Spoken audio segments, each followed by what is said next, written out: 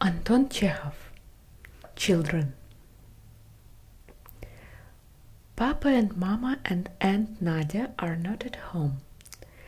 They have gone to a christening party at the house of that old officer who rides on a little grey horse. While waiting for them to come home, Grisha, Anya, Alyosha, Sonia, and the cook's son Andrei are sitting at the table in the dining room playing at Lotto. To tell the truth, it is bedtime, but how can one go to sleep without hearing from Mama what the baby was like at the christening and what they had for supper? The table, lighted by a hanging lamp, is dotted with numbers, nutshells, scraps of paper, and little bits of glass. 2 cards lie in front of each player, and a heap of bits of glass for covering the numbers. In the middle of the table is a white saucer with 5 kopecks in it. Beside the saucer, a half-eaten apple, a pair of scissors, and a plate on which they have been told to put their nutshells. The children are playing for money. The stake is a kopeck. The rule is, if anyone cheats, he is turned out at once. There is no one in the dining room but the players, and Nurse Agafya Ivanovna is in the kitchen, showing the cook how to cut a pattern, while their elder brother, Vasya, a schoolboy in the 5th class, is lying on the sofa in the drawing room, feeling bored. They are playing with chess. The greatest excitement is expressed on the face of Grisha. He is a small boy of 9, the hat cropped so the bare skin shows through, chubby cheeks and thick lips like a negro's. He is already in the preparatory class, and though is regarded as grown up and the cleverest. He is playing entirely for the sake of the money. If there had been no kopecks in the saucer, he would have been asleep long ago. His brown eyes stray uneasily and jealously over the other players' cards. The fear that he may not win, envy, and the financial combinations of which his cropped head is full, will not let him sit still and concentrate his mind. He feeds as though he were sitting on thorns. When he wins, he snatches up the money greedily and instantly puts it in his pocket. His sister, Anya, a girl of 8, with a sharp chin and clever shining eyes, is also afraid that someone else may win. She flushes and turns pale and watches the players keenly. The kopecks do not interest her. Success in the game is for her a question of vanity. The other sister, Sonia, a child of 6 with a curly head and complexion such as is seen only in very healthy children, expensive dolls, and their faces on bonbon boxes, is playing Lotto for the process of the game itself. There is bliss all over her face. Whoever wins, she laughs and claps her hands. Alyosha, a chubby, spherical little figure, gasps, breathes hard through his nose, and stares open-eyed at the cards. He is moved neither by covetousness nor vanity. So long as he is not driven out of the room or sent to bed, he is thankful. He looks phlegmatic, but at heart he is rather a little beast. He is not there so much for the sake of the Lotto as for the sake of the misunderstandings which are inevitable in the game. He is greatly delighted if one hits another or calls him names. He ought to have run off somewhere long ago, but he won't leave the table for a minute, for fear they should steal his counters or his kopecks. As he can only count the units and numbers which end in naught, Anya covers his number for him. The fifth player, the cook's son, Andrei, a dark-skinned and sickly-looking boy in a cotton shirt with a copper cross on his breast, stands motionless, looking dreamily at the numbers. He takes no interest in winning or in the success of the others, because he is entirely engrossed by the arithmetic of the game, and is far from complete theory. How many numbers there are in the world, he is thinking, and how if they don't get mixed up? They all shout out the numbers in turn, except Sonia and Alyosha. To vary the monotony, they have invented in the course of time a number of synonyms and comic nicknames. 7, for instance, is called the oven rake, 11, the sticks, 77, Semyon Semyonich, 90, grandfather, and so on. The game is going merrily. 32, cried Grisha, drawing the little yellow cylinders out of his father's cup. 17, oven rake, 28, lay them straight. Anya sees that Andrei has let 20 eyes slip. At any other time she would have pointed it out to him, but now, when her vanity lies in the saucer with the kopecks, she is triumphant. 23, Grisha goes on. Semyon Semyonich, 9. A beetle, cries Sonia, pointing to a beetle running across the table. Aye! Don't kill it, says Alyosha, in his deep bass. Perhaps it's got children. Sonia follows the black beetle with her eyes and wonders about its children. What tiny little beetles they must be. 43, 1, Grisha goes on, unhappy at the thought that Anya has already made 2 fours. 6. Game! I have got the game, cries Sonia, rolling her eyes coquettishly and giggling.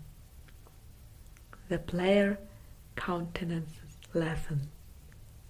Must make sure, says Grisha, looking with hatred at Sonia. Exercising his rights as a big boy and the cleverest, Grisha takes upon himself to decide. What he wants, that they do. Sonia's reckoning is slowly and carefully verified, and to the great regret of her fellow players, it appears that she has not cheated. Another game is begun. I did see something yesterday, says Anya, as though to herself. Philip Philippich turned his eyelids inside out somehow, and his eyes looked red and dreadful, like an evil spirit's. I saw it too, says Grisha. 8. And the boy at our school can move his ears. 27. Andrei looks up at Grisha, meditates, and says, I can move my ears too. Well then, move them. Andrei moves his eyes, his lips, and his fingers, and fancies that his ears are moving too. Everyone laughs. He's a horrid man, that Philip Philippich, says Sonia. He came into our nursery yesterday, and I had nothing on but my chemise, and I felt so improper. Game! Grisha cries suddenly, snatching the money from the saucer. I've got the game. You can look and see if you like. The cook's son looks up and turns pale. Then I can't go on playing any more, he whispers. Why not? Because I have got no more money. You can't play without money, says Grisha. Andrei ransacs his pockets once more to make sure. Finding nothing in them but crumbs and a bitten pencil, he drops the corners of his mouth and begins blinking miserably. He is on the point of crying. "I will put it down for you," says Sonia, unable to endure his look of agony. "Only mind, you must pay me back afterwards." The money is brought, and the game goes on. "I believe they are ringing somewhere," says Anya, opening her eyes wide. They all leave off playing and gaze open-mouthed at the dark window. The reflection of the lamp glimmers in the darkness.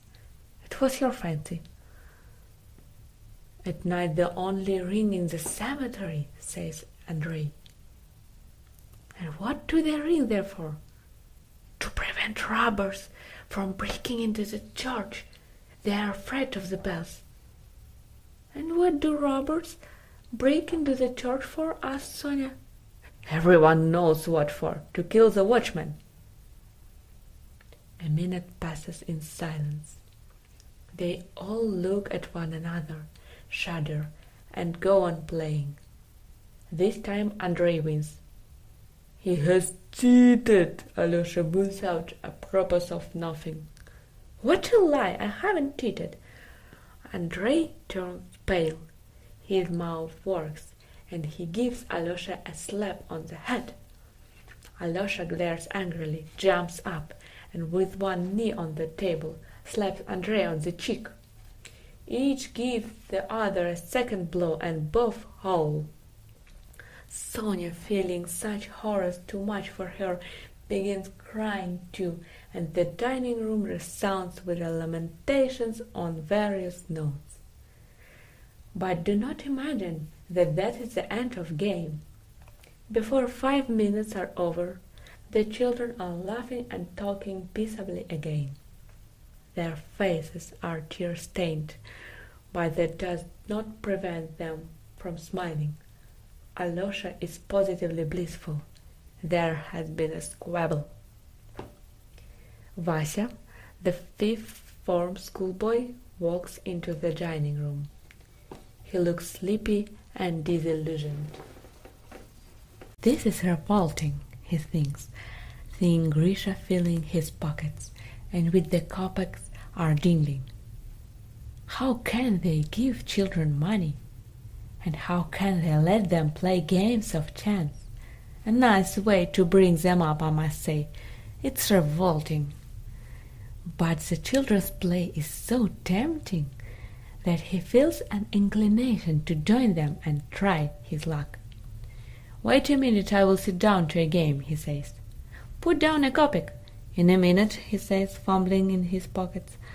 "I haven't a kopeck, but here is a ruble. I will stake a ruble."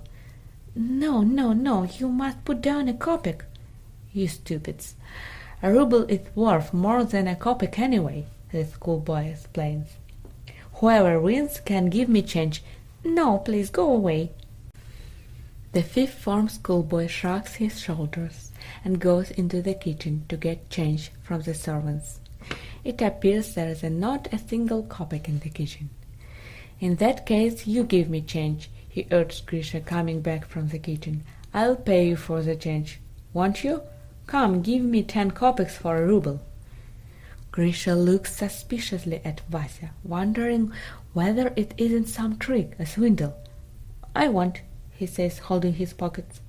Vasya begins to get cross and abuses them, calling them idiots and blockheads. "I'll put down a stake for you, Vasya," says Sonia. "Sit down." He sits down and lays 2 cards before him. Anya begins counting the numbers. "I've dropped a kopeck," Grisha announced suddenly in an agitated voice. "Wait!" He takes the lamp and creeps under the table to look for the kopeck. They clutch at nutshells and all sorts of nastiness, knock their heads together, but do not find the kopeck. They begin looking again, and look till Vasya takes the lamp out of Grisha's hands and puts it in its place. Grisha goes on looking in the dark. But at last the kopeck is found. The players sit down at the table and mean to go on playing. Sonia is asleep, Alyosha announces. Sonia, with her curly head lying on her arms, is in a sweet, sound, tranquil sleep, as though she had been asleep for an hour. She has fallen asleep by accident, while the others were looking for the kopeck. "Come along, lie on Mama's bed," says Anya, leading her away from the table. "Come along." They all troop out with her, and 5 minutes later, Mama's bed presents a curious spectacle. Sonia is asleep. Alyosha is snoring beside her. With their heads to the others' feet sleep Grisha and Anya. The cook's son Andrei, too, has managed to snuggle in beside them. Near them lie the kopecks, that have lost their power till the next game. Good night.